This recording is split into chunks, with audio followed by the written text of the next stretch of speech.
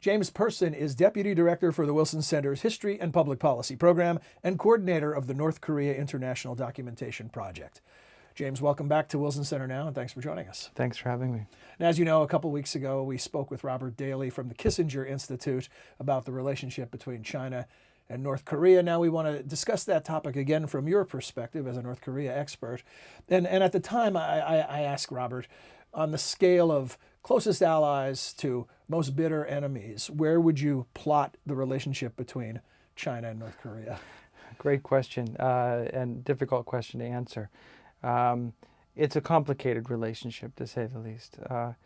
At various times, they have been described as being as close as lips and teeth, but in reality, it's been a relationship that has been fraught with tensions, going back decades, all the way to the Korean War, in fact. So when you hear expectations from the United States or other Western nations that China should rein North Korea in, or China making suggestions that North Korea and the U.S. should negotiate directly, how do you interpret that? Do you think that these are expectations that are unrealistic? Well, I'd like to see the latter happen. I'd like to see the United States and North Korea talking directly, because the suggestion that China, that we should outsource our foreign policy on dealing with North Korea to China is one that has existed for about 35 or 30, almost nearly 40 years now. Mm-hmm. It's a policy, and it's obviously a failed policy. You'd think that after nearly 4 decades, we'd understand. It really goes back to the Carter administration, when we were on the verge of normalizing relations with China. North Korea at that point had been trying to engage the United States directly for about 4 years.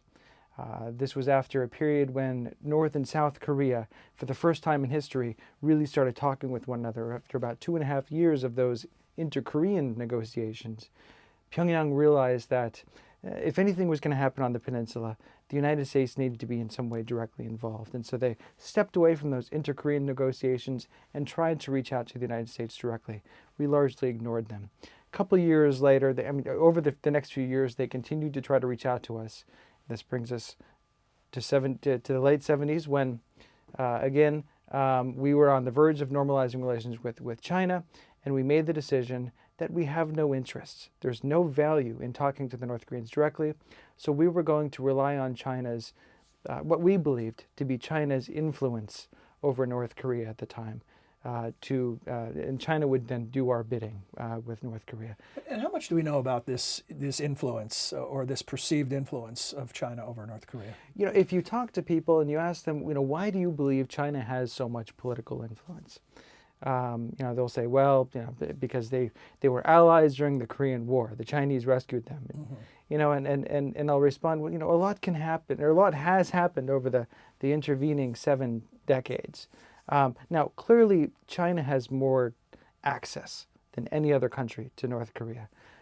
China also has the economic leverage, but that's leverage that they really can't use. That's instead of is it leverage or is it a hammer? I mean, because the only way they can really use it is by using it as a hammer to really cripple the regime, and that's something that they really can't afford to do, because they're interested in their own economic stability, and having a failed state, or having an economy that collapses, or a state that collapses on their border, is of course going to threaten their own economic stability.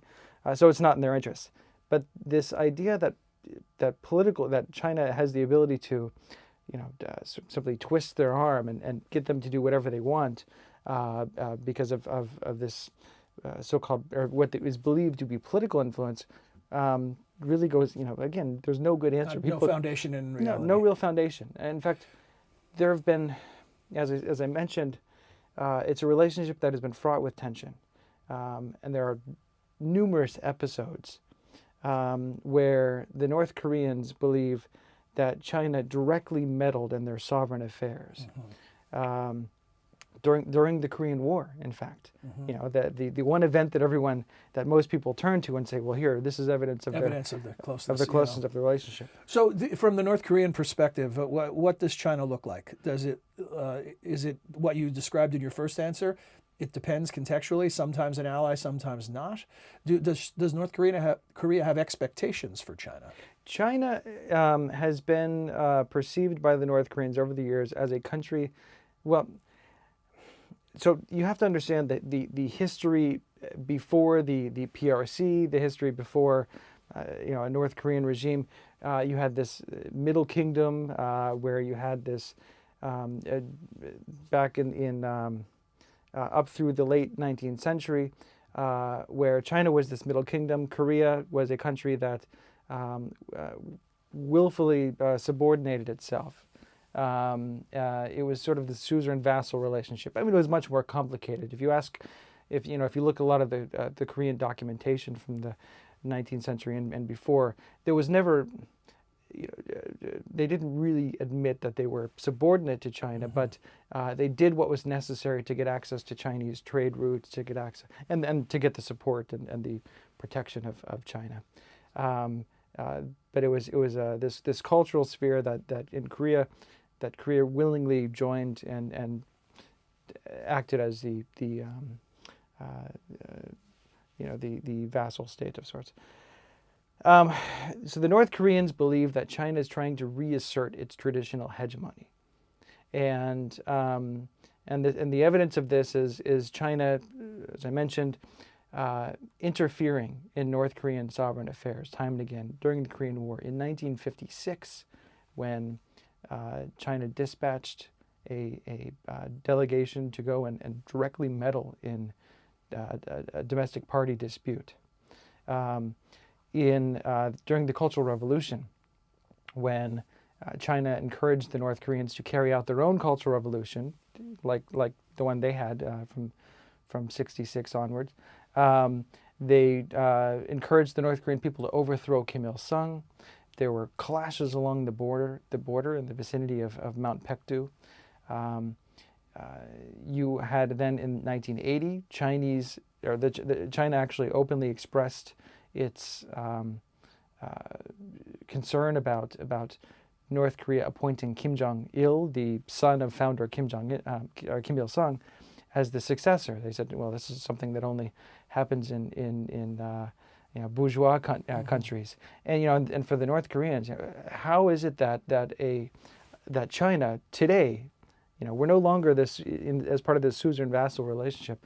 How is it that China today feels it has the ability to express an opinion over who our leader is? I mean, it's again, during the earlier dynasties, China conferred legitimacy on the Korean king, but in 1980, it was unconscionable for the North Koreans.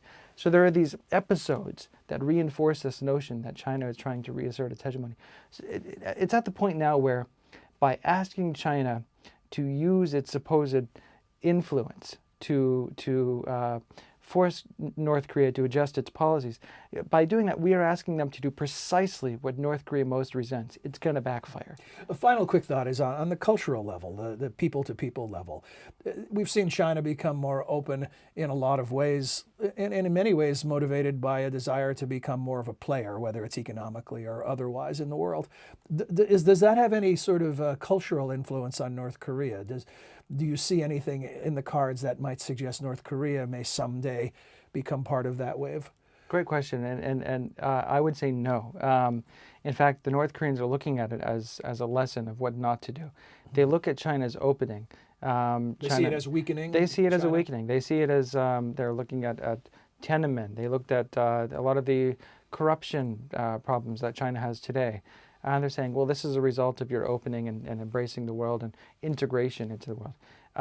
The North Koreans didn't even join the Council for Mutual Economic Assistance. This was the socialist camp, economic bloc. Why? Because they feared the exploitation of advanced socialist countries, their own allies. Wow. They didn't want to integrate because they feared that they'd be exploited by the Soviets or the Chinese.